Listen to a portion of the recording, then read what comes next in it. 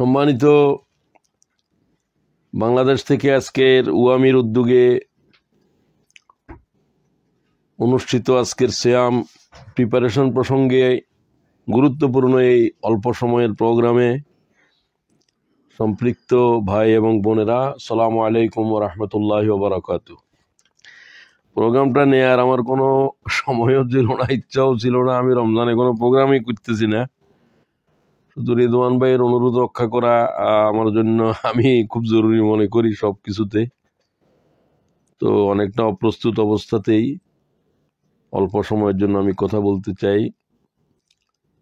আল্লাহ তাআলার কাছে তৌফিক কামনা করছি এবং আপনাদের কিছু প্রোগ্রাম আদি পরিকল্পনা শুনে আমি খুব আনন্দিত হয়েছি। রমজানকে এইভাবে পরিকল্পিতভাবে ব্যয় না করা আমাদের একটা বড় ভুল ছিল। আলহামদুলিল্লাহ, আমি আজকের অনুষ্ঠানে আমাদের ভাইদের যার যতটুকুই আছে পরিকল্পনা শুনে আমি খুব আনন্দিত হয়েছি। আমি সেই প্রসঙ্গের সাথে পরিশিষ্ট যোগ করতে চাই। এমন একটা মাস আমাদের মাথার উপরে ছায়া বিস্তার করেছে। রাসূলুল্লাহ বলছেন, কাদ আযাল্লাকুম শাহরুন আযীম। এই মাসকে বিশেষণ দিয়েছেন আল্লাহর বিশেষণে বিশেষিত করে। আযীম হচ্ছে আল্লাহর গুরুত্বপূর্ণ সিফতের একটি। হুয়াল আলিয়ুল আযীম। আয়াতুল কুরসিতে আপনারা আল্লাহর বিশেষণ দেখেছেন। ওয়া হুয়াল আলিয়ুল আযীম। আযীমের কোনো বাংলা প্রতিশব্দ করাই মুশকিল। রাসূলুল্লাহ বলছেন, কাদ আযাল্লাকুম শাহরুন আযীম। তোমাদের মাথার উপরে এক অত্যন্ত বরকতপূর্ণ সম্মানিত এক মাস ছায়া বিস্তার করেছে। তো এই মাসের ফজিলত, এই মাসের করণীয় সম্পর্কে আলোচনা অনেক শুনেছি আমরা। এখন যেটা আলোচনা হচ্ছে এটাকেই আমি সামনে নিয়ে কথা বলতে চাই। একটা পরিকল্পনা গ্রহণ করা দরকার যেন মাসটা পরিকল্পিতভাবে আমরা ব্যয় করতে পারি। 2023 সাল, 22 সাল, 20 সাল, 10 বছর, 15 বছর রমজান এসেছে, রমজান গিয়েছে, কিন্তু আমরা কাঙ্ক্ষিত মানে পৌঁছতে পারি নাই। আমাদের আকাঙ্ক্ষাটা কি? পরিকল্পনার একটা টার্গেট থাকে। আপনারাও অনেকে বলছেন টার্গেট একজনকেই করবেন, কোরআন শরীফ এভাবে পড়বেন। তো আমি সেগুলোকে একটু সংক্ষিপ্ত আকারে বলতে চাই। আপনাদের পরিকল্পনাগুলোকে আমি স্বাগত জানিয়েছি। টার্গেট হলো 1 নম্বর, যে টার্গেটে না পৌঁছলে আল্লাহর লানত, মালায়েকার লানত, সমস্ত পয়গম্বরের লানত আমাদের উপরে থাকবে। সেটা প্রথমেই টার্গেটে রাখতে হবে। এই হাদিস আপনাদের জানা আছে, রাসূলুল্লাহ সাল্লাল্লাহু আলাইহি ওয়াসাল্লাম মিম্বরের উপরে দাঁড়ালেন আর বললেন কি? আমিন। ফালাম্মা রাকিতুস সানিয়া ক্বালা আমিন, ফালাম্মা রাকিতুস সালিসা ক্বালা আমিন, ফালাম্মা নাযালা কুলনা ইয়া রাসূলুল্লাহ লাকাদ সামি'না মিনকাল ইয়াওমা শাইয়্যা মা কুননা নাসমাউহু। ইয়া রাসূলুল্লাহ, আপনি এরকম কেন আচরণ করলেন? আমিন বলে বলে নেমে গেলেন, কিছুই আমরা দেখলাম না, কেন এরকম করলেন? নবী করিম সাল্লাল্লাহু আলাইহি ওয়াসাল্লাম বললেন, তোমরা দেখো নাই আমার সামনে জিব্রাইল দাঁড়িয়েছিল আমি যখন মিম্বারের উপরে খাড়া হয়েছি। জিব্রাইল আমার উম্মতের কিছু মানুষের সম্পর্কে আল্লাহকে লক্ষ্য করে লানত দিচ্ছিল, অভিশাপ দিচ্ছিল। ফাকালা বাউদা মান আদরাকা রমজান। যারা রমজান শরীফকে পেয়েছে, ফালাম ইউগফারা লাহু, জীবন থেকে গুনাহ মিদায় করে মাসুম হইতে পারল না, রমজান শরীফ পাওয়ার পরেও আল্লাহর কহর ও গজব তার উপরে। এটাকে টার্গেটের ভিতরে রাখা যায় কিনা আপনারা ভাবেন। এখন সব টার্গেটের 1 নম্বর টার্গেট। এক খতম কোরআন শরীফ না পড়লে তো এই ধরনের কোনো অভিশাপ দেওয়া হয়েছে কোনো হাদিস আমার জানা নাই, আর মনে হয় কারো জানা নাই। এই আমলটা না করলে আল্লাহ তাআলার সমস্ত মালাইকার অভিশাপ শুধু নয়, রাসূলুল্লাহ বললেন আমিন, আল্লাহ জিব্রাইলের এই বদদোয়া কবুল করো। আমি বাকি দুইজনের কথা বললাম না, তিনজনের কথা আছে এখানে। তিন শ্রেণীর মানুষের রমজান শরীফের সাথে সম্পর্কিত, যেহেতু আলেমরা বুঝবেন। বাউদা, বাউদা বা মানা লড়ে না, আল্লাহর গজব, আল্লাহর লানত, আল্লাহর অভিশাপ তার উপরে। কুলতু আমিন, আল্লাহ জিব্রাইলের বদদুয়া কবুল করো। তো এটার থেকে কি বাঁচতে হবে না হবে না? তাহলে 1 নম্বরের টার্গেট হবে রমজান শরীফ বিদায় হওয়ার আগে, রমজান শরীফ শুরুতেই আমরা আমাদের জীবনকে, রমজান শরীফের অর্থই হলো যে জ্বালিয়ে দেওয়া। একটা মাসের নাম শুধু আল্লাহ কোরআন শরীফে আল্লাহর ভাষায় আল্লাহ জবানে বলেছেন, শাহরু রমজান। রমজান তো একটা মাসের নাম, নাম আল্লাহই রেখেছেন, যেদিন পৃথিবীর জন্ম হয়েছে সেদিন। কিন্তু কোন মাসের নাম আল্লাহ কোরআন শরীফে আপনি নিয়েছে আরেকটা মাসের নাম বলেন?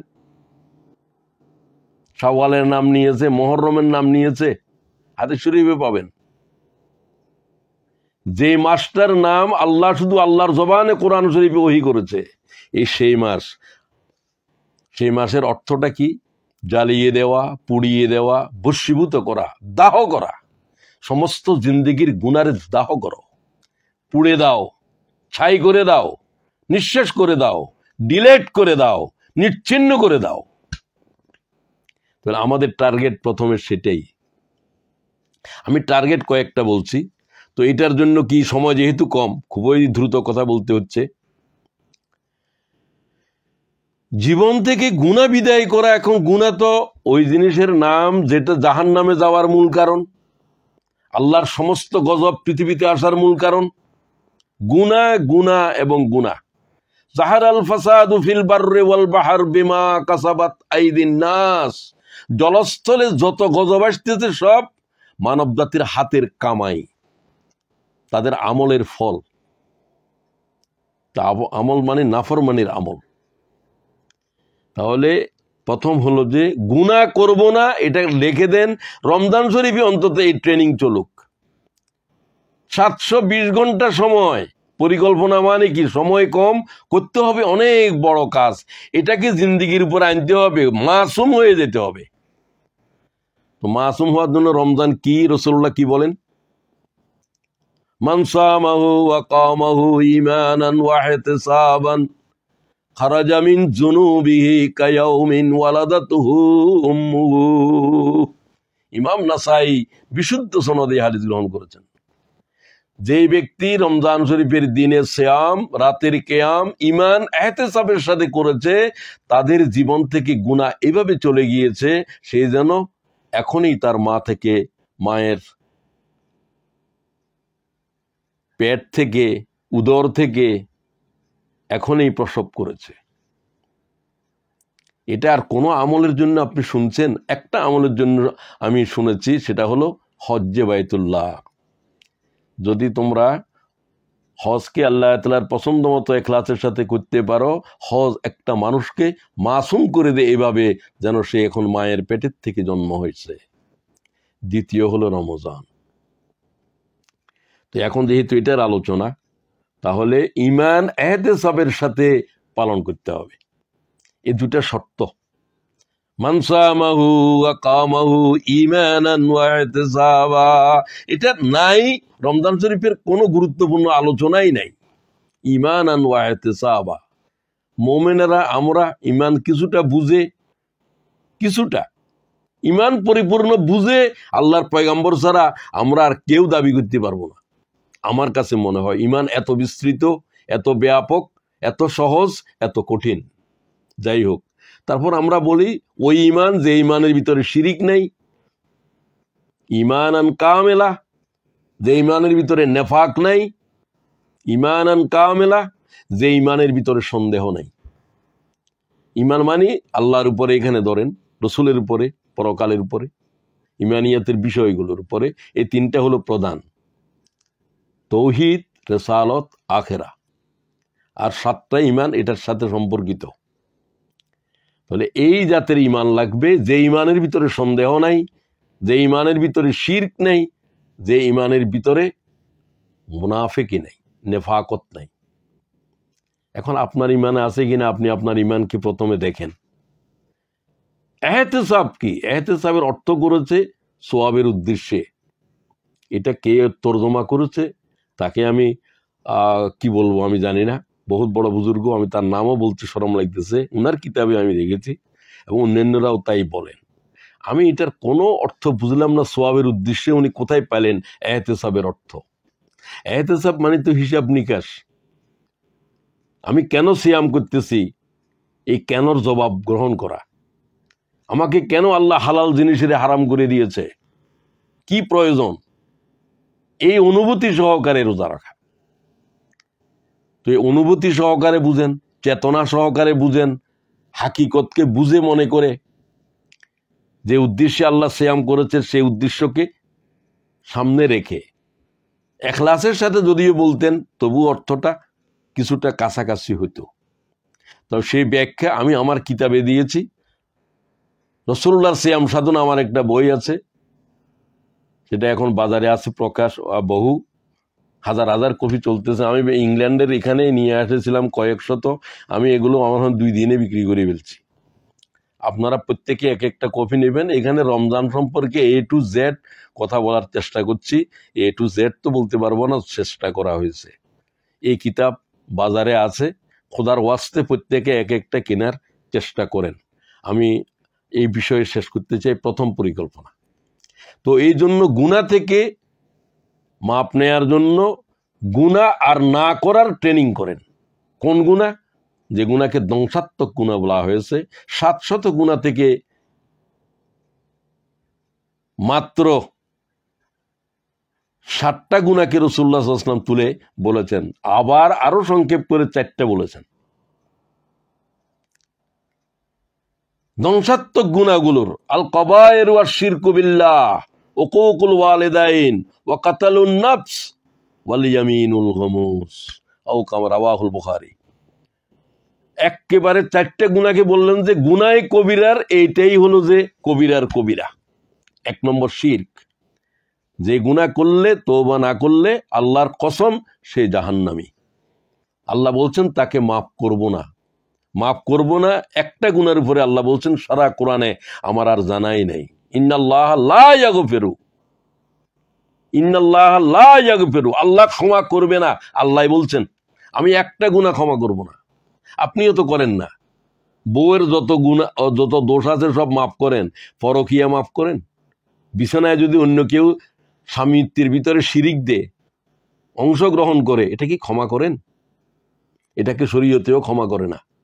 তবে হ্যাঁ, সে তওবা করলে, অনুতপ্ত হলে, একটা ভুল হয়ে গেছে, মাফ করে দেওয়ার কথা আছে। তাহলে মাফের জন্য হলো তওবা। ইল্লা মান তাবা ওয়া আমানা ওয়া আমিলা আমালান সালিহা ফাউলাইকা ইউবাদদিলুল্লাহু সাইয়্যাতিহিম হাসানাত ওয়া কানা আল্লাহু গফুরার রহিমা। এইরকম আয়াত সারা কোরআনে এক জায়গায় আছে। আমি কোরআন শরীফের 80-র দশক থেকে পড়ে আসতেছি, প্রতি বছরে অন্তত 2-3 বার শেষ করি। তো এইভাবে পরে 80-র দশক থেকে কোরআন শরীফের উপরে আল্লাহ তাআলা আমার নজর বুলাবার তৌফিক দিয়েছেন। আমি এই আয়াত একটাই আছে কোরআন শরীফে, আমি আর দ্বিতীয়টা পাই নাই। সূরা ফুরকান সম্ভবত 68।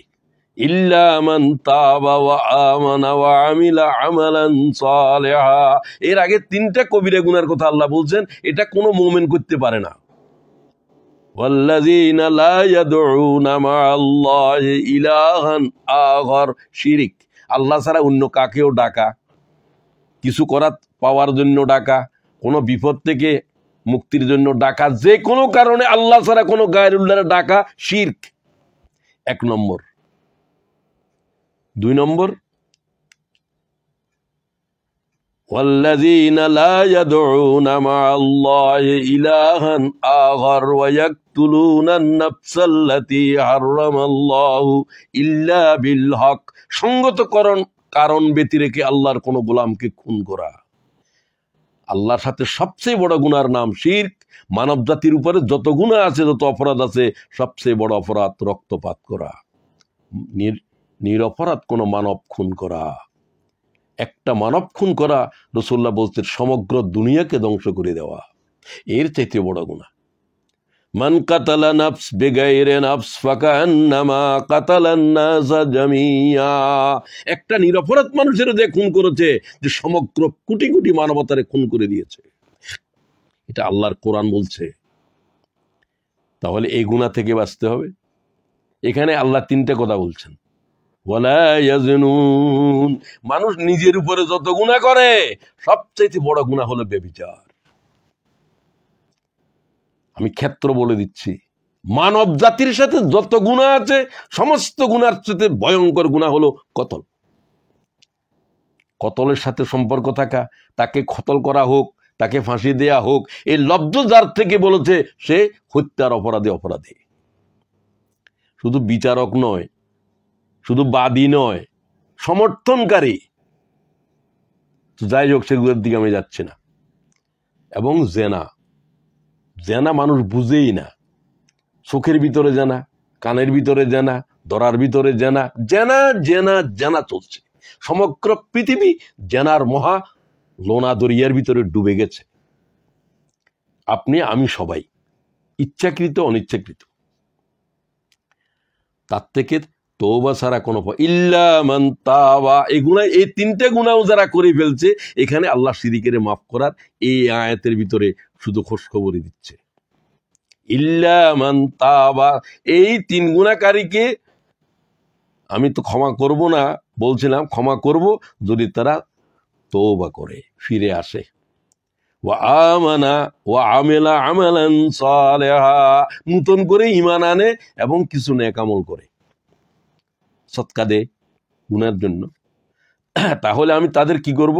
শুধু ক্ষমা করব না, ইল্লা মান তাবা ওয়া আমানা ওয়া আমিলা আমালান সালিহা ফাউলাইকা ইউবাদদিলুল্লাহু সাইয়্যাতিহিম হাসানাত।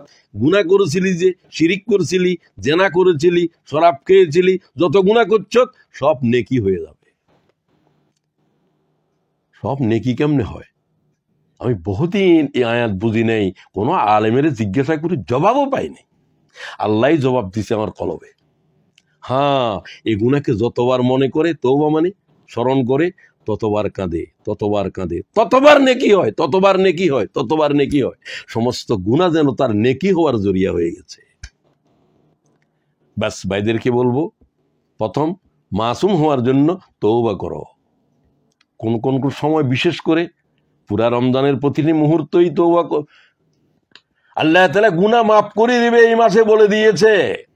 নাব্বে ইবাদি, আমার বান্দাদেরকে জানায় দাও মুহাম্মদ, আনাল গফুরুর রহিম। এটা ওই কোরআনের আয়াত, আমি গফুরুর রহিম। গাফুর নয়, রহিমও। গফুর হয়ে ক্ষমা করে দিই, আর রহিম হয়ে তার গুনাহগুলোকে নেকি দিয়ে বদলে দিই।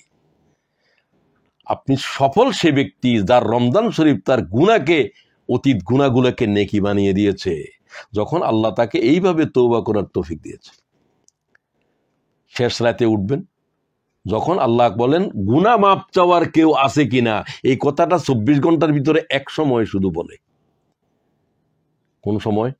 রাসূলকে জিজ্ঞাসা করা হয়েছে সবচেয়ে উৎকৃষ্ট সময় কোনটি? আইয়ু সাআতি আফজাল ইয়া রাসূলুল্লাহ, হুজুর সবচেয়ে উৎকৃষ্ট সময় 24 ঘন্টার ভিতরে কোন সময়টা? জাওফুল লাইলিল আখির। রাসূলুল্লাহ জবাব দিলেন, রাতের শেষ অংশ, যে অংশে জাগ্রত থাকা নবীর উপরে আল্লাহ ফরজ করে ওই করেছেন। ইয়া আইয়ুহাল মুযাম্মিল কুমিল লাইল ইল্লা কালিলা নিসফাহু আও ইনকুস মিনহু কালিলা। ও মুহাম্মদ, অর্ধেক রাতের পর কি করে ঘুমাবে তুমি?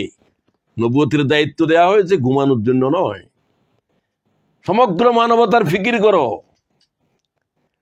তাহলে এই যোগ্যতা আসার জন্য অর্ধেক রাতের পরে তুমি জাগ্রত থাকো, কম বেশি। তো সেটা বিশেষ করে রাত যখন আর 3 ভাগের 1 ভাগ বাকি থাকে। ইয়ানজিলু রাব্বুনা তাবারাকা ওয়া তাআলা কুল্লু লাইলাতিন ইলা সামাইদ দুনিয়া।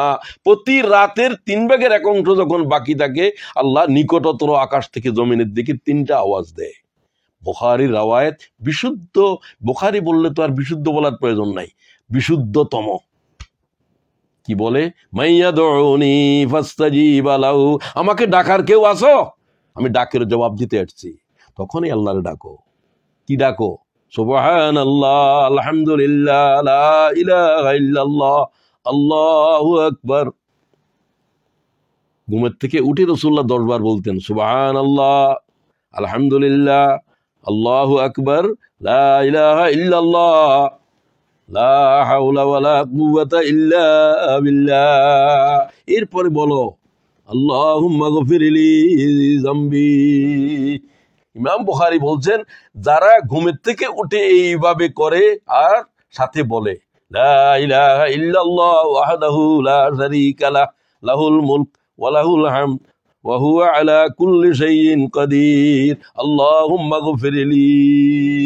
ইমাম বুখারী এই হাদিস নিয়ে বলছেন, রাসূলুল্লাহ বলছেন তার গুনাহ সাথে সাথে মাফ হবে। এই হাদিস আপনারা যদি না জেনে একবারে ইমাম বুখারীর বিশুদ্ধ সনদে জেনে নেন, গুনাহ মাফ হওয়ার জন্য ঘুমের থেকে উঠে যারা এটা বলে, তা আপনি বলেন প্রতি রাত বলতে পারেন, রমজান শরীফে যদি উঠবেন ঘুমের থেকে না জানলেও সেহরির জন্য উঠবেন, তখন আল্লাহর এই ডাকে 3 ডাকের 1 ডাকের জবাব দেন। আল্লাহরে ডাকেন, ইয়া আল্লাহ, ইয়া রহমান, ইয়া রহিম, ইয়া হাইয়ু ইয়া কাইয়ুম। হাইয়ু আর কাইয়ুম শব্দ হচ্ছে ইসমে আজম। এটা যে আয়াতের সাথে আছে সেটা ইসমে আজম, যে দোয়ার সাথে আছে সে দোয়া ইসমে আজম। ইসমে আজম টাজমের ব্যাখ্যা দিতে পারবো না, সময় নেই। সময় দিছে আমাকে 15-20 মিনিট, 15-20 মিনিট তো হয়েই গেছে। কথা এখন বলছি মাত্র একটা, কথা আরো বলতে হবে 3টা 4টা। যাই হোক, তাহলে তওবা ইস্তেগফারকে জরুরি করো রমজান শরীফে, বিশেষ করে গুনাহ যা হয়েছে এগুলার জন্য কোনো ভয় করবা না, নিরাশ হওয়ার কোনো কারণ নাই। এই নিরাশ হওয়া হারাম, নিরাশ হওয়া আল্লাহ তাআলার উপরে বান্দার ইমানের খললিয়ত। তো আল্লাহ তাআলা থেকে শুনেন হাদিসে কুদসি, ইয়া ইবনে আদম, বলে দাও ভাই মোহাম্মদ ইবনে আদমের কাছে আমার এই খবর। বনি আদম, আমরা সবাই ইবনে আদম। লাউ বালাগাত জুনুবুক আনাতাস সামা, তোমার গুনাহ যদি সমগ্র পৃথিবীকে বেষ্টন করে মহা আকাশের ছাদ পর্যন্ত পৌঁছে যায়। হাদিসের লফজ দেখেন কি রকম, এরকম কোন হাদিস আমি শুনিই নাই। আর এটা হাদিসে কুদসি, লাউ বালাগাত জুনুবুক আনাতাস সামা, মহা আকাশের ছাদ পর্যন্ত গুনাহ পৌঁছে গেছে একজন খোদার নাফরমানের, আমার আপনার। এতটুকু গুনাহ তো অনেকের হইতেই পারে না, কোনো না ফেরাউনেরও আছে কিনা জানি না, আকাশের ছাদ পর্যন্ত গুনাহ পৌঁছে গেছে। আচ্ছা ধরলাম পৌঁছছে, সুম্মাস্তাগফারতানি, আমার কাছে একবার তওবা কর, আস্তাগফিরুল্লাহ আল্লাযী লা ইলাহা ইল্লা হুয়াল হাইয়ুল কাইয়্যুম। হাইয়ুল কাইয়্যুমের ইস্তেগফারকে রাসূলুল্লাহ বলছে ইস্তেগফারের অ্যাটম বোম। এটা যদি আল্লাহর পয়গম্বরকে যুদ্ধের জমিনের উপরে রেখে আমার উম্মত যদি পালা যায়, আমাকে আহত রেখে, তার গুনাহও মাফ হয়ে যাবে। এটা তো সাইয়্যিদুল ইস্তিগফারের জন্য শুনি নেই। তো আবার আমার সাথে বলেন, অনেকে জানেন, আর এটাকে ইউটিউবে রেকর্ড করেন, আস্তাগফিরুল্লাহ আল্লাযী লা ইলাহা ইল্লা হুয়াল হাইয়ুল কাইয়্যুম। এই ইস্তিগফার করে হায়াতের জিন্দেগির तमाम গুনারে জ্বালায় দাও, মাসুম হয়ে যাও। প্রথম রমজান থেকে শুরু করো। আর ইস্তেগফার শব্দ এটা জিহ্বার উপরে বসায় রাখো, শুধু আস্তাগফিরুল্লাহ আস্তাগফিরুল্লাহ। আমি যেটা বললাম এটাও আস্তাগফিরুল্লাহ, লা ইলাহা ইল্লা আনতা সুবহানাকা ইন্নী কুনতু মিনাজ জালিমিন, এটা নূহ আলাইহিস সালামের আস্তাগফিরুল্লাহ। রব্বানা যালামনা আনফুসানা, আদম আলাইহিস সালামের ইস্তেগফার। এগুলো সব ইস্তেগফার, এগুলোর যে কোনো একটা পড়লেও হয়। তবে আস্তাগফিরুল্লাহ আস্তাগফিরুল্লাহ এটা তো রাসূলুল্লাহর একবার নামাজের সালাম ফিরেই পড়তেছে, এতটুকু ইস্তেগফার। আর একটু লম্বা করলে আস্তাগফিরুল্লাহ ওয়া আতুবু ইলাইহি, আল্লাহ আমি ফিরে আসলাম, আমি গুনাহ মাফ চাই, গুনাহ মাফ চাই, গুনাহ মাফ চাই, গুনাহ মাফ চাই। রমজান শরীফের এটাই জিকির, আর অন্য কথা না বললেও চলবে। আর এটা যদি তোমরা করো আরো একটা ফায়দা আছে, 3টা ফায়দা আছে। মান লাজিমাল ইস্তিগফার, ইস্তিগফার বলা নয়, ইস্তিগফারকে জরুরি সকালে বিকালে সন্ধ্যায় গাড়িতে উঠলে শুধু আস্তাগফিরুল্লাহ আস্তাগফিরুল্লাহ আস্তাগফিরুল্লাহ 10,000 15,000 1000 যা বলতে থাকো, তাহলে 3টা উপকার। ইমামে আবু দাউদ, ইমামে আহমদ 1500, 1518 নম্বর হাদিস এই কথা বলছে, মান লাজিমাল ইস্তিগফার জাআলাল্লাহু লাহু মিন কুল্লি যিকিন মাখরাজা। এই ইস্তিগফারকারীর সমস্ত সংকটের নিরসনের দায়িত্ব আল্লাহর। এটা আবু দাউদও হাদিস নিয়েছে, আহমদ নিয়েছে, বিশুদ্ধভাবে নিয়েছে। 1 নম্বর, সংকট কার নাই? প্রত্যেকের সংকট মুক্তি করার জন্য আল ইস্তিগফারকারীকে আল্লাহ তাআলা দায়িত্ব নিয়েছেন, আল্লাহ রাসূল ফরমান। 2 নম্বর, ওয়ামিন কুল্লি হাম্মিন ফারাজা, সমস্ত টেনশন ফ্রি। লোকেরা বলে টেনশনের কোনো ওষুধ নেই, টেনশনের ওষুধ তো আস্তাগফিরুল্লাহ। তুমি পড়ে দেখো, সমস্ত টেনশন ফ্রি করে দেব আমি। 2 নম্বর, তাহলে সংকট থেকে মুক্তি। টেনশন, মেয়েটার বিয়ে হচ্ছে না, ছেলেটা অটিস্টিক, আরেকটা পাগল হয়ে গেছে, আরেকটা ক্যান্সার, আরেকটার পা ভেঙে 2 টুকরো হয়ে গেছে, কি জাতের টেনশনের ভিতরে আছে সে? আল্লাহ রাসূলুল্লাহ বলেন যে টেনশন ফ্রি করার ওষুধ হচ্ছে ইস্তিগফার। আর কি লাগে? ওয়ারাযাকাহু মিন হাইসু লা ইয়াহতাসিব, ইস্তিগফারকারীকে আমি গায়েবের থেকে রিজিক দেব, গায়েবের থেকে রিজিক দিব, গায়েবের থেকে রিজিক দিব। আমাকে তো নিয়মিতই দিচ্ছে, আমি বুঝার জন্য বলছি, নিয়মিত। চাকরি নাই, বাকরি নাই, কিছু নাই, কতক্ষণ আসি করে। একদিন মনে করেন যে আমাকে দেখতে আসছে, আমাদের ডাক্তার রেজওয়ান দেখতে আসছে, প্যাকেট একটা রেখে যায়, মহিষ ভাই এটা রাখেন। ওমা, এর ভিতরে 200, 500, 700 পাউন্ড, পাউন্ড টাকা নয়, বাংলাদেশের 1 পাউন্ডে দাও। তো এইরকম আরো বহুত আল্লাহর গোলাম, একজনের নাম বললাম যেহেতু উনি আছে এখানে, এটা আল্লাহর শুকর হিসাবে বলছি আমি। আল্লাহ গায়েবের থেকে কিভাবে রিজিক দে, আমি বাইরে, আমি আমারে দেখে তাজ্জুব হয়ে যাই। বুঝতে পারছেন? তো এই জন্য আপনাদেরকে, আমাদেরকেও, সবাইকে বলছি, আল্লাহ যখন গায়েবের থেকে আল্লাহর কোনো গোলামের রিজিক দিবে, তার রিজিক, তার অভাব নামক কোনো জিনিসের সাথে তার দেখাই হবে না জিন্দেগিতে। তো বাস প্রথম পরিকল্পনার সাথে করণীয় গুনাহ থেকে মাফ করার জন্য তওবা, এটা 1 নম্বরের পরিকল্পনা। সব ভাই বোনের জন্য, আমি আমার জন্যও নিছি, আপনাদের জন্যও নেন। 2 নম্বর, শাহরু রমজান। এটা হলো ওই মাস, যে মাসের ভিতরে একটা রাত আছে, এটাও গুনাহ মাফের সাথে জড়িত। যে একটা রাতের ভিতরে এই মাসের 1000 মাসের চাইতেও বেশি ফজিলত আছে। আল্লাহ তাআলা এই এক রাতের উপরে কোরআন শরীফের সূরা নাযিল করছে, আয়াত নয়। রাসূলুল্লাহ সাল্লাল্লাহু আলাইহি ওয়াসাল্লাম কি বলেন? শাহরুন মুবারাকুন শাহরুন ফি লাইলাতুন খায়রুম মিন আলফি শাহর। এই কথাটাকে 2 নম্বরে আনছি এই জন্য যে এটা পরে আল্লাহ তাআলা কোরআন শরীফের সূরা নাযিল করেছে, সূরা কদর। এটার জন্য রাসূলুল্লাহ 10 দিন পর্যন্ত গত থেকে, কারণ এটা যাবে রমজান শরীফের আখেরি 10 তারিখের বেজর রাতে। তাহাররু লাইলাতুল কদর খায়রুম তাহাররু লাইলাতুল কদরে মিনাল ওয়াতিরিল আশরিল আওয়াখির মিন রমাদান, রাওয়াহুল বুখারী। রমজান শরীফের শেষ 10 তারিখের বেজর রাতের ভিতরে লাইলাতুল কদর যাবে। তো আমার কি করতে হবে? অনিদ্রায় রাত কাটাইতে হবে, দিন নয়। সব বুজুর্গি হলো রাতের ভিতর, রাতের ভিতর সব বুজুর্গি যাবে। লাইলাতুল কদর, লাইল মানে রাত। ওহী নাযিল হয়েছে রাতে, তৌরাত নাযিল হয়েছে রাতে, ইনজিল নাযিল হয়েছে রাতে, জবুর নাযিল হয়েছে রাতে, তামাম কিতাব নাযিল হয়েছে রাতে, রাতের শেষ অংশে। কোরআন শরীফ 27 রমজান রাতের শেষ অংশে হেরা পর্বতের গুহায়, তখন রাত আর 3 ভাগের 1 অংশ বাকি ছিল। এগুলো সব আমি একেবারে দলিল খুঁজে খুঁজে বাইর করছি, আমার সময় নাই সেগুলো বলার।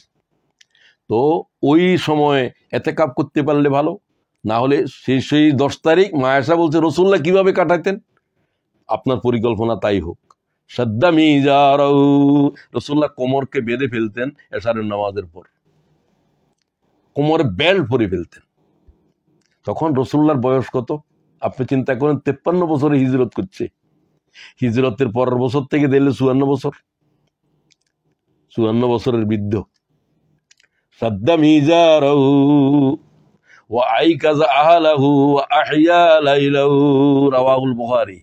রাওয়াহুল বুখারী বলতেছি, সব অন্যগুলো এখন পরে। কোমরকে বেঁধে ফেলতেন। হুজুরের সব স্ত্রীরা মসজিদে নববীর সাথেই ছিল ঘর, প্রত্যেককে জাগায় দিতেন, ঘুমাইও না ঘুমাইও না ঘুমাইও না, লাইলাতুল কদর যাইতেছে। আর রাসূলুল্লাহ সাল্লাল্লাহু আলাইহি ওয়াসাল্লাম এই 10 রাতের 5 রাত নয়, বেজর ন জোর বেজর, মা আয়েশা বলছেন এতেকাফের সময় এই 10 রাত রাসূলুল্লাহর পিঠ বিছানার উপরে যায় নাই, আমি আল্লাহর কসম খেয়ে বলছি। সুজ্জাদাও ওয়া কিয়ামা, রাসূলুল্লাহ রাত কেটেছে সুজ্জাদাও ওয়া কিয়ামা, কিয়ামের ভিতরে এবং সিজদার ভিতরে আর মুনাজাতের ভিতরে, আল্লাহর ক্রন্দন করার ভিতরে। আপনার জন্য আমার জন্য এই মা আয়েশা জিজ্ঞাসা করলেন, হুজুর আমি যদি বুঝি যে লাইলাতুল কদর যাচ্ছে আমি কি বলবো, আমার শিখাই দেন। বলো, ইয়াকুল ইন্নাকা আফুউন তুহিব্বুল আফওয়া ফাআফু আন্না ইয়া কারীম, আল্লাহুম্মা ইন্নাকা আফুউন, ও আল্লাহ তুমি ক্ষমা করতে পছন্দ করো, তুমি ক্ষমাকারী, আমাকে ক্ষমা করো।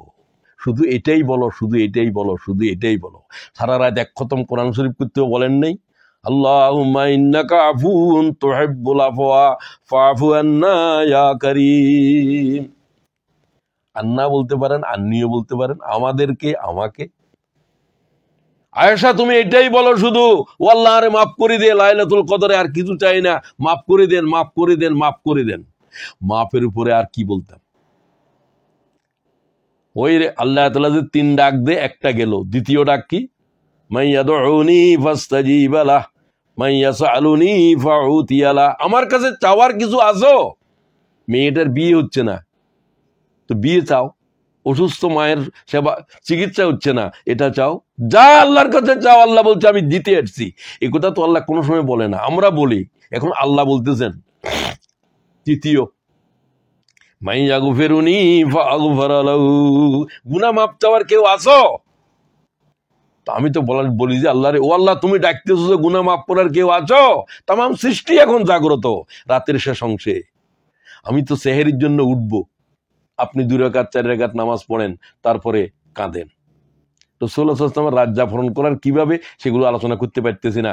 নামাজের পরে হাত তুলতেন বেলালের আজান পর্যন্ত, এবং হুজুর অজর ধারে কাঁদতেন, এক একটা আয়াত পরে রাত শেষ করে দিতেন। যে আয়াত বেশি পড়ে কাজ শেষ করতেন সেটা সূরা মায়েদার 118 নম্বর, 118 নম্বর। নাম বলে দিছি, আপনি পড়েন। কথা বুঝতে পারছেন? আমি সেদিকে আর যেতে পারতেছি না। দ্বিতীয় কথা বলতেছি, দ্বিতীয় পরিকল্পনা, দ্বিতীয় গেল লাইলাতুল কদর অন্বেষণ করা। আর লাইলাতুল কদর পাই নাই, 2025 সালে লাইলাতুল কদর পেতে হবে আমাকে। যদি পেতে হবে, নিশ্চিত করতে চান, এতেকাপ করেন। যদি এতেকাপ করতে না পারেন, বেজর রাতে এতেকাপ করেন, 24 ঘন্টার এতেকাপ আছে। অন্তত রাত অনিদ্রায় থাকেন। রসুল আহিয়া লাইলাহু, রসুল্লাহর চোখ নিদ্রা দেখে নাই।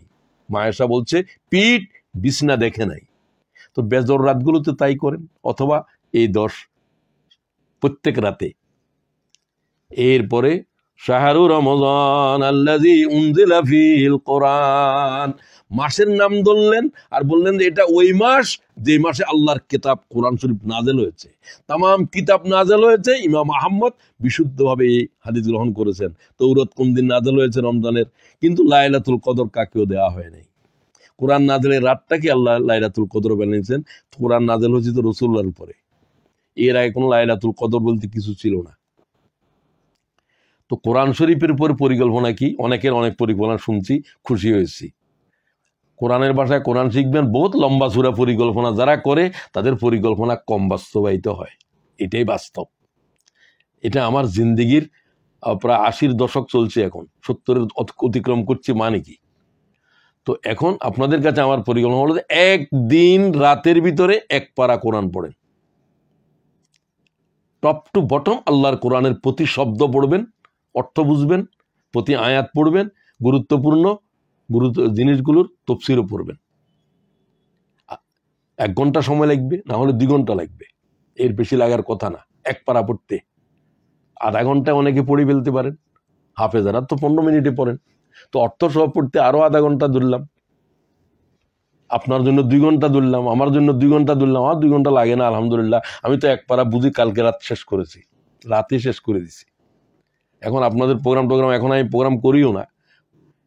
আপনাকে বলতেছি যে আরো এই বই পড়বেন, এই বই পড়বেন, এই সমস্ত বইগুলো কি মাদি ফেলেন না পড়ার জন্য, কোনো বই পড়ব না, এটা আমার কথা নয়। আপনি কি ইমাম বুখারীর চাইতে বড় জ্ঞানী, না রমজানের বেশি বুঝেন, না আমি বেশি বুঝি? আবু হানিফার চাইতেও কি বেশি বুঝেন? ইমাম বুখারীর সামনে 1,00,000 ছাত্র 90,000 দোয়াত গুনছে, দোয়াত। ইতিহাসের কথা বলছি, ইমাম বুখারীর উপরে অনেক পড়ার চেষ্টা না করলেও কিছু হইলেও পড়ছি আমি, অনেক 1-1.5 ঘন্টা অনর্গল আমি শুধু ইমাম বুখারীর উপরে কথা বলবো, যেগুলো আপনারা অনেকে শুনেনও না। এগুলো আপনারা আমার পরিবারের লোক, আমি সবাইকে চিনি, একেবারে টপ টু বটম আমার চিনি। আলহামদুলিল্লাহ, খুব কম সংখ্যক ভাইয়েরাই লেখাপড়ার ক্ষেত্রে অস্থির আছেন, কিছু আছেন। আমাদের ভিতরে শহীদ আব্দুল মালেক সবাই হয় নাই, সব আমাদের নিজামী ভাই হয় নাই, হয় না এরকম। এগুলোর সংখ্যা কম থাকে, এগুলা কম। এই জন্য ওই কম সংখ্যকদের ভিতরে সামিল হন। তো আপনারা তো অল্প সংখ্যক, প্রোগ্রামের নামও দিচ্ছে রেদাউন্ডা বলে, আমরা একবারে ঘরোয়া পরিবেশে, তো ঘরোয়া পরিবেশে আর কয়জন লোক থাকে? তো আপনারা অন্তত নেন। কোরআন শরীফের উপরে শব্দার্থে আল কোরআন, মতিউর রহমান খান, আমি এটাকে প্রেসক্রাইব করতেছি। এর প্রতিশব্দের অর্থ আছে প্রত্যেকটা আয়াতের সাথে। ইকরা বলে আল্লাহ যে কোরআন নাযিল করেছে 80,000 শব্দ আছে প্রায়। এই প্রত্যেকটাই আপনি পড়া শুরু করেন, ইকরা ইকরা ইকরা 3 বার বলছে আল্লাহ তাআলা আল্লাহর জবান দিয়ে। ইকরা শব্দ এত হালকা জিনিস নাকি? ইকরা শব্দ এটা বহন করেছে মালায়েকা, যে মালায়েকা জিব্রাইল ছাড়া আরশ বহন করে, যে মালায়েকা আল্লাহর এই ইকরা শব্দের আল্লাহর আওয়াজ এটা বহন করতে পারবে না। এটা আকাশের উপরে নাযিল হলে আকাশ জমিন ভেঙ্গে চুরে লন্ডভন্ড হয়ে যেত, ধুলার মতো উড়ে যেত। এগুলো তো কোরআনের আয়াত। লাউ আনজালনা হাযাল কোরআন আলা, কোরআন মানে কোরআনের এক লফজ, কোরআন এক লফজ স্বীকার করলে কাফের, বুঝতে পারছেন? তো সুতরাং আপনি বলবেন যে সারা কোরআনের আর 14 বার খতম দেয়া বন্ধ করেন। অন্যরা দিয়েছেন, যাদের কাছে কোরআন, ইমাম আবু হানিফা বলছে কোরআন শরীফ আমার কাছে এইরকম দাউদ আলাইহিস সালামের কাছে পাথর, লোহা যেরকম, হাতে ধরলে সেটা গলে মোম হয়ে যায়। ইমাম আবু হানিফা, আল্লাহ আমার কাছে কোরআন শরীফের এই কিতাবের এইরকম করে দিয়েছে। আপনি আবু হানিফা সম্পর্কে জ্ঞান নাই, আপনি জাহেল। আপনি বলেন আবু হানিফা হাদিস বুঝে না। হাদিস বুঝার ক্ষেত্রে সমস্ত মুহাদ্দিসদের আবু হানিফাই উস্তাদ, সেগুলো আলোচনার সময় নেই। এটা রেফারেন্স দিচ্ছি আব্দুর রহিম সাহেবের অনবদ্য কিতাব হাদিস সংকলনের ইতিহাস। ওই কিতাব যদি আপনি পড়েন, কিতাবেই আপনারে বলে দিবে যে আবু হানিফার হাদিসের উলুম কতটুকু ছিল। এই ধরনের কোনো কিতাব বাংলা ভাষায় নয়, অন্য ভাষাতেও কম আছে। আব্দুর রহিম সাহেবের এটা অমর অমর কিতাব, উনি যা লিখেছেন সব অমর, তবে এটা আমার কাছে বেশি প্রণিধানযোগ্য। যাই হোক, আপনি নিজেরা পড়বেন। তো ইমামে বুখারী বলেন 1,00,000 ছাত্রকে বললেন আগামীকাল থেকে হাদিসের দরস বন্ধ। এখন আপনি পড়তে প্রোগ্রাম নিয়েছেন বুখারী শরীফ পড়িবেন, বুখারী শরীফ রমজানের পরে পড়িয়েন, আপনি বন্ধ করেন। বুখারী শরীফ ওয়ালা, বুখারী যিনি প্রণয়ন করছেন তিনি বুখারী শরীফের দরজ বন্ধ করছেন। ওই আগামীকাল থেকে আল্লাহ বলছেন কোরআন শরীফের মাস শুরু হয়েছে, শাহরু রমাদান আল্লাযী উনজিলা ফীহিল কোরআন। সব বইয়ের বেঁধে ফেলো না পড়ার জন্য, এক বই খোলো কোরআন। হ্যাঁ, কোরআনের সাথে সম্পর্কিত হাদিস দরকার হলে পড়িও না, বললে মানে বুঝার জন্য শক্ত করে বললাম। এক পারা পড়ো, তারপর তো আরো সময় আছে, সেগুলো তার কিছু পড়তে পারলে পড়েন। এটা 1 নম্বর। এইভাবে 30 দিনে 30 পারা, 1 পারা বললাম এই জন্য নিশ্চিত হওয়ার জন্য। ইসলামী আন্দোলন করেন 10 বছর, কোরআন শরীফ টপ টু বটম বাকারাও পড়েন নাই আপনি পড়ছেন, আপনার আর 10 জনের ভিতরে 9 জনই পড়ে নাই। প্রত্যেকদিন কোরআন শরীফ পড়ে, ওই 1 আয়াত পড়ে, একটা হাদিস পড়ে, তাম জিন্দিগি এইভাবে চলতে আছে, বাকারা খতম হয় নাই, বুঝেও নাই এখনো। আর মিয়া বাকারা খতম করলে তো কোরআন শরীফের, আমার মনে হয় কোরআন শরীফের সমস্ত উলুমের সারমর্ম সে পেয়ে গেছে, বাকারা এই জাতের সূরা। তো এটা পড়তেও তো আপনাকে বুঝতে হবে। এটা আমি বুঝেছি যখন আমি কোরআন শরীফের তাফসীর লেখা শুরু করেছি, তখন আমি বুঝলাম যে এই কাজ আরো 30 বছর আগে কেন শুরু করলাম না। আমি তো আল্লাহর কিতাব পড়লাম মাত্র এখনই, যখন কোরআন শরীফের তফসির লিখতে হয়েছে তখন আমাকে তফসির ঘাটাঘাটি করতে হচ্ছে, তখনই কোরআন শরীফ পড়লাম। আলহামদুলিল্লাহ প্রথম খণ্ড তো এখন প্রেসে দিয়েছি, 3 খণ্ডে সমাপ্ত হবে। কিতাবুম মুবিন, আপনাদের জন্যই লিখেছি, আপনারা পড়বেন। বাংলা ভাষায় এই জাতের কোনো তফসির এখনো কেউ লিখেছে আমার এলেমে জানা নাই। আল্লাহ তাআলা আমাকে এই কিতাব লেখা পর্যন্ত হায়াত বকশিশ করো। যাই হোক, তো আমি আপনাদেরকে বলছি শব্দার্থে আল কোরআন, মতিউর রহমান খান। অন্য যে কোনো নিতে পারেন, এটা আমি একটা সাজেশন দিচ্ছি আপনাদেরকে। তো কোরআন শরীফের পরে একটাই শুধু পরিকল্পনা, 2025 সালের কোরআন শরীফ একেবারে প্রতিটি শব্দ বুঝে পড়ব, আয়াত বুঝে পড়ব। দরকার হলে যেটা যেটা নোট করা দরকার পরে পড়ার জন্য নোট করে নেবেন। নোট ছাড়া লেখাপড়া নয়। আল্লাহ এটা ওহির প্রথমে বলে দিয়েছেন, আল্লামা বিল কলম, কলমের সাহায্যে আল্লাহ তাআলা ইলমের বিস্তার করছে। কলমের উপরে কোরআন শরীফে সূরা নাযিল হয়েছে। এগুলো আপনার ইউটিউবে লেখা টেখা অথবা আপনার যে সমস্ত লেখাপড়া করি কলমের লেখাপড়া, এগুলা নয়। ইউটিউবের ভিতরে দুনিয়ার জাহালত যত আছে সব ঢুকছে। ভালো জিনিসের ভিতরে খারাপ বেশি, তফসিরের ভিতরে অতফসির বেশি। আপনি জানেন না যে এটা কাদিয়ানীদের তফসির, আপনি ওখান থেকে ফতোয়া দেন। ওই ইউটিউবের স্কলার, এগুলা হলো যে বড় বড় জাহেল। ইউটিউব স্কলার বড় বড় জাহেল, ভুল জিনিস নিয়ে মাতামাতি করে বেশি। কিতাবের সাথে এদের কোনো সম্পর্ক নাই, এরা কিতাব দেখেও নাই। কথা বুঝতে পারছেন?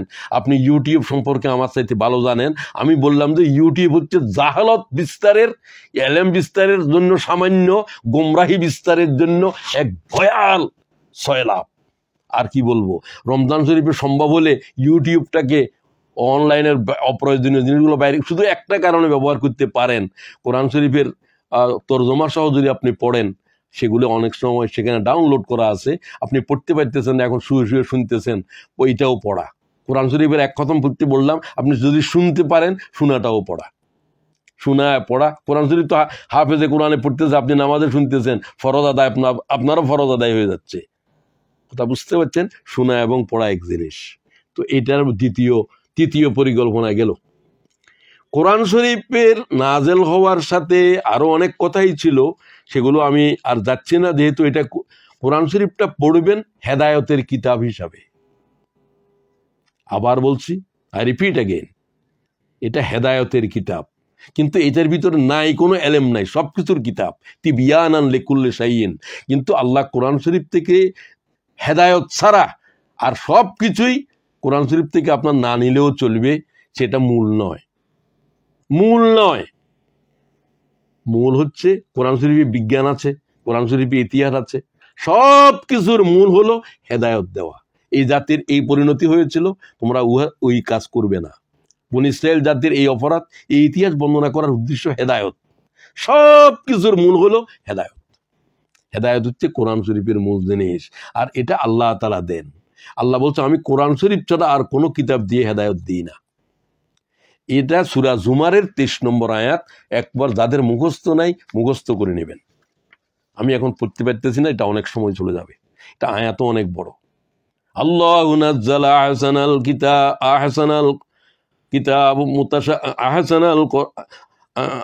আহসানাল হাদিস কিতাবাম মুতাশাবিহাম মাসানি তাকশাইরু মিনহু জুলুদুল্লাযীনা ইয়াখশাউনা রাব্বাহুম সুম্মা তালিনু জুলুদুহুম ওয়া কুলুবুহুম ইলা যিকিরিল্লাহ যালিকা হুদাল্লাহ ইয়াহদি বিহি মান ইয়াশা। আমি এই কিতাব দিয়ে হেদায়েত দিই, এই কিতাব দিয়ে হেদায়েত দিই, এই কিতাব দিয়ে হেদায়েত দিই। তাহলে হেদায়েত অন্য কোনো কিতাবের ভিতরে নাই, বুখারী শরীফে নাই, মুসলিমে নাই, তিরমিজিতে নাই। তারপরে হেদায়েতের কিতাব হল এটা। তো আমি শেষ করতেছি, এরপরে কোরআন শরীফের জন্য এই আর তাকওয়া অর্জনের মাস। তাকওয়া অর্জন করতেই হবে। তাকওয়ার নাম শুনছি, কিন্তু তাকওয়া অনেকে আমরা বুঝিও না। অনেকে বুঝি দাড়ির নাম তাকওয়া, তসবির দানার নাম তাকওয়া না। রাসূলুল্লাহ এগুলা দড়ি বলেন না তাকওয়া। আত-তাকওয়া হাউনা ওয়া ইশারাতু ইলা কলবি রাসূলিল্লাহ। নিজের কলবকে ইশারা করে হুজুর বললেন যে এখানে তাকওয়া, এখানে তাকওয়া, এখানে তাকওয়া। ব্যাখ্যা দিয়ে বলছেন, আল হালালু বাইয়িনুন ওয়াল হারামু বাইয়িনুন ওয়া বাইনাহুমা মুশতাবিহাত আল মুত্তাকি মান ইয়াত্তাকি মিনাশ শুবহাত। হারাম স্পষ্ট, হালালও স্পষ্ট। হারাম থেকে বেঁচে যাও, সন্দেহজনক জিনিস থেকে বেঁচে যাও, তুমি তাকওয়ার অন্তর্ভুক্ত। যে তাকওয়া ছাড়া জান্নাতে যাওয়া যাবে না, যে তাকওয়া ছাড়া নামাজ কবুল হবে না, রোজা কবুল হবে না, কোনো ইবাদতই কবুল হবে না। সেগুলো আলোচনা করার তো সময় নেই। রিদওয়ান ভাইয়ের চেহারা দেখা যাচ্ছে, মানে সংক্ষেপ করো, শেষ করার সময় হয়ে গেছে। এবং আমাকে আর বলেই দিয়েছেন উনি, সময় খুবই কম আমাদের। তো যাই হোক, তো আমি আর বেশি কথা বলতে চাচ্ছি না। এই কয়েকটা কথাই আমি বললাম। এহতেসাব এবং ইমানের সাথে রোজা পালন করতে হবে। সিয়াম এবং কিয়ামকে প্রতিদিন সেহরিতে তাহাজ্জুদ পড়ার জন্য সিদ্ধান্ত নেন, অন্তত অল্প হলেও। সমগ্র জিন্দিগির গুনাহ থেকে তওবা করে নিষ্পাপ হওয়ার সিদ্ধান্ত নেন এবং কদরের রজনী অন্বেষণ করার জন্য সিদ্ধান্ত নেন। আর সিয়ামকে ধ্বংসকারী জিহ্বার আপদ থেকে বেঁচে যান। কোন পয়গম্বরের শরীয়তের ভিতরে সিয়াম ছিল না এমন নাই, কথা বলা নাজায়েজ ছিল, ইশারায় কথা বলতে হতো। তাহলে বোঝা গেল সিয়াম ধ্বংস করে জিহ্বায়, গীবত জিহ্বা দিয়ে, মিথ্যা জিহ্বা দিয়ে, সকলখড়ি, এটা সব জিহ্বার আপদ, জিহ্বার আপদ, জিহ্বার আপদ।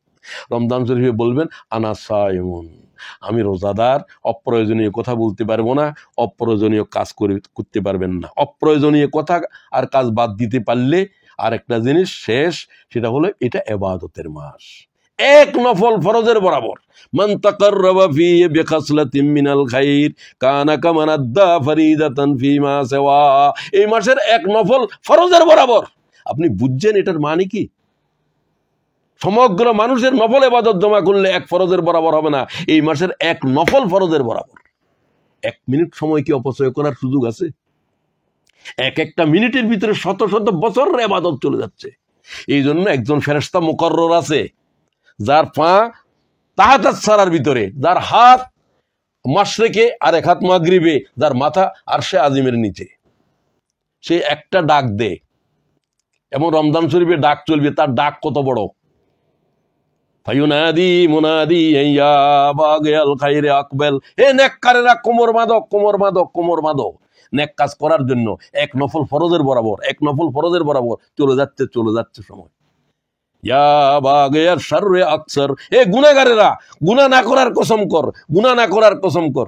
এই এক মাস প্রশিক্ষণ নাও, সময়ের অপচয় করবো না, অপ্রয়োজনীয় কথা বলবো না। এই জিহ্বারে সংযত করে দিলাম, অপ্রয়োজনীয় মোবাইল টোবাইল খুলবই না। এই থেকে জিহ্বারে লাগাম করে দাও। কম খারো কম গুপ্তানু খফতান হারাম। কোন জিনিস পাওয়ার জন্য কবি বলছে তিনটা জিনিস লাগবে: কম কথা বলা, কম খাওয়া এবং কম আরাম করা।